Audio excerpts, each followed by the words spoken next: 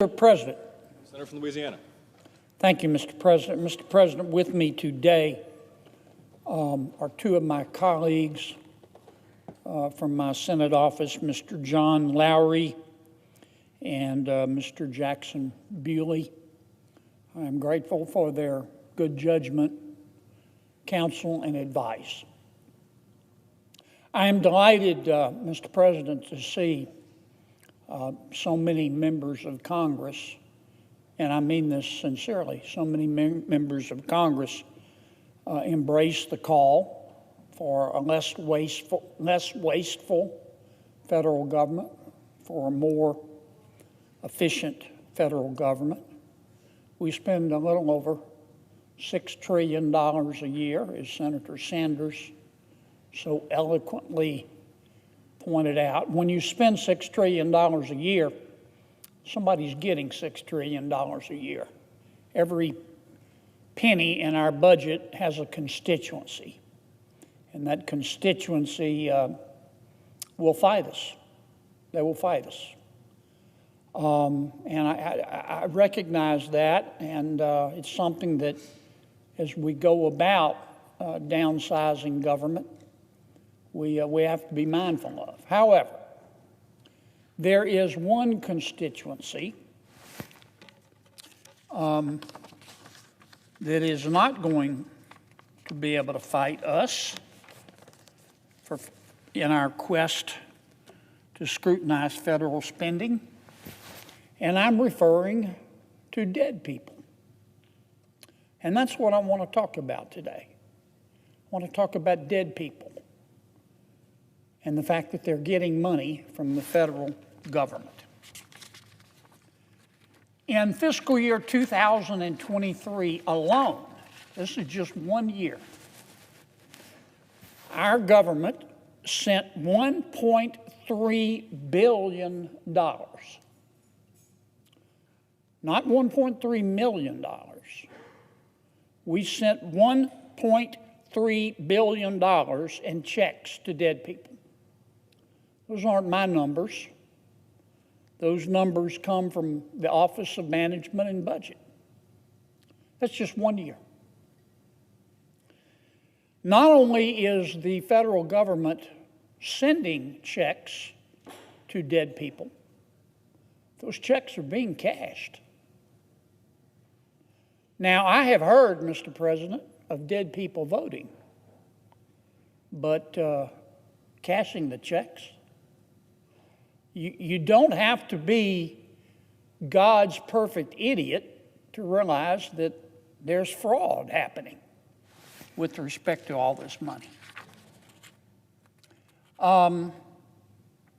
Here's how this problem arises. When you die in America, your name is sent to the Vital Records Office in your state. And at that point, the Social Security Administration pays each state to get an ongoing list of deceased Americans in that state. So far, so good. The Social Security Administration takes this data, this list of deceased people, and they compile on an ongoing basis a list called the Death Master File. The Death Master File. That's just a list of everybody, updated daily, of people in the United States who are deceased. Why does the Social Security Administration do this? Well, so the SSA, Social Security Administration, can stop sending people who have died checks. So far, so good. There's just one problem. I discovered this about 7 years ago. The Social Security Administration refuses to share that list with anybody else in the federal government. They won't share it with any other federal agencies, many of which send out checks. The Department of Treasury, for example, sends out checks SSA won't share the information with them. The Small Business Administration sends out a lot of checks. The Social Security Administration has a list of all deceased Americans, but SSA will not share that information with the SBA. I'll give you some examples. You remember, Mr. President, when we were in the coronavirus crisis, so we had an economic meltdown. We sent stimulus checks to Americans to try to keep the economy on its feet. We paid $1.4 billion to dead people, and they cashed the checks. The Paycheck Protection Program, which was a part of our stimulus program, paid out $38 million alone to dead people.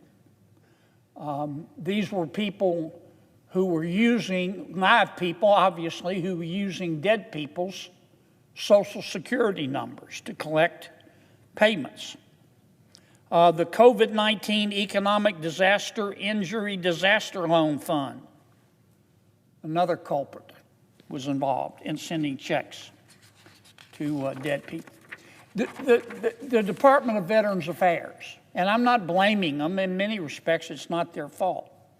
A couple of years ago, a scam artist stole the Social Security number of a deceased veteran, and received about $825,000 in checks from 1997 to 2024. Now, the person committing this fraud was just quietly accepting the checks. Somehow the Department of Veterans Affairs, and for some reason, stopped sending that person the checks. So the fraudster just picked up the phone and called the Department of Veterans Affairs. He impersonated the dead person and convinced them to start sending the checks again. Again, not necessarily the fault of the Department of Veterans Affairs. The VA didn't know that the Social Security number belonged to a deceased person.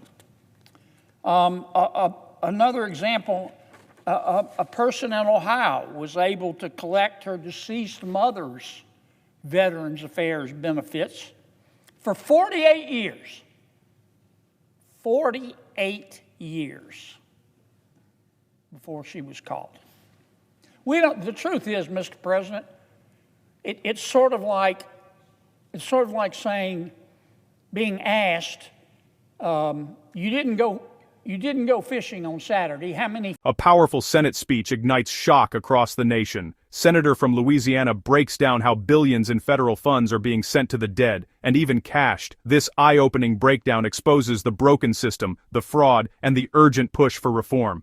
Fishing on Saturday. How many fish do you think you didn't catch? We don't know how much money we're sending out every year to dead people. Let me give you an example of how screwed up the data is, Mr. President. This is a strong indicator of what's wrong.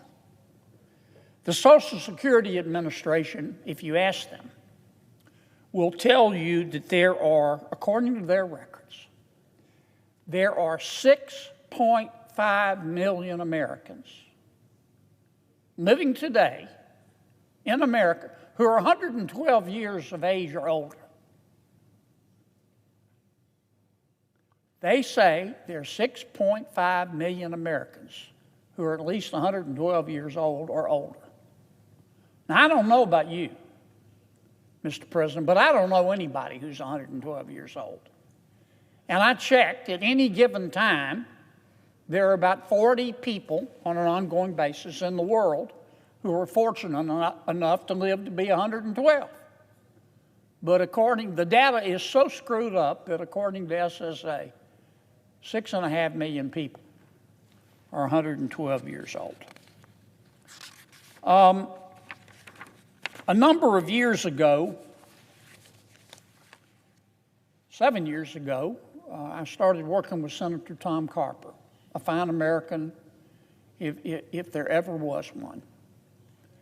I started working with Tom on this issue. I went to Social Security and I said, look, This problem is easily solved. Just share the death master file with other agencies, and especially share it with the Department of Treasury. I don't want to confuse anyone, but the Department of Treasury has a do not pay list of people who aren't supposed to receive checks for a variety of reasons that other agencies consult. But I said to my friends at Social Security, why don't you just give the death master file to other agencies? They said, we can't. It's illegal. The way we construe our enabling statutes, we don't have the authority. Well, I said, okay, I'm not going to argue with them. We'll just go pass a law. It was harder than I thought, but we did.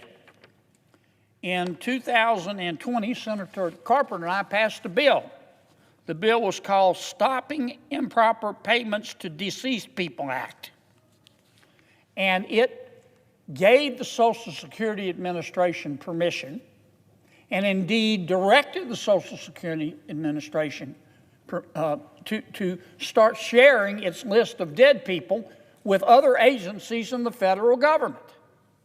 I don't want to get down in the weeds, but believe it or not, we had people oppose the legislation, and many people within the federal government.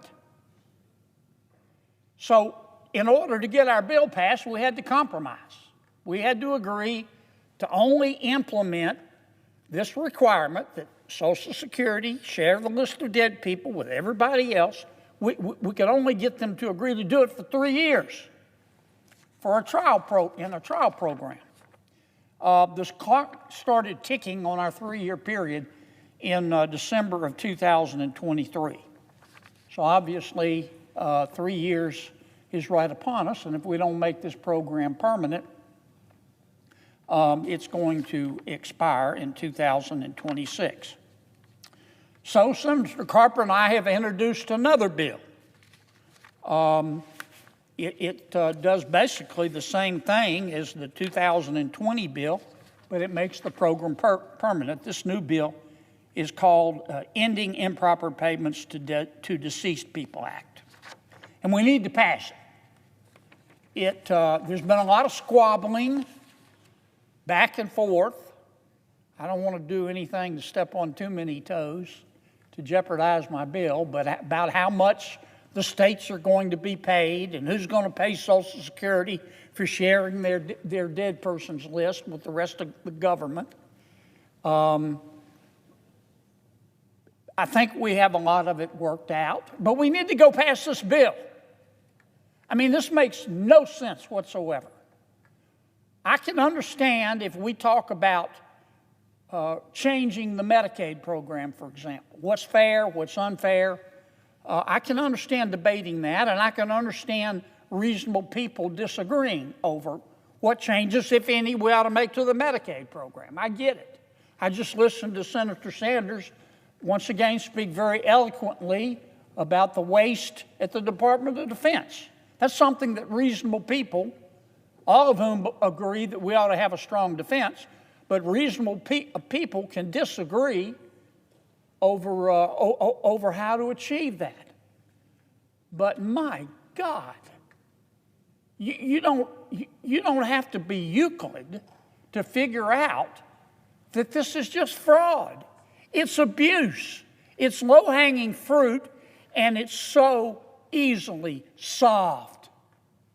All we have to do is direct the Social Security Administration on a permanent basis, not a three-year trial basis, on a permanent basis, to start sharing the list of dead people with the Department of Treasury and everybody else in federal government who wants it.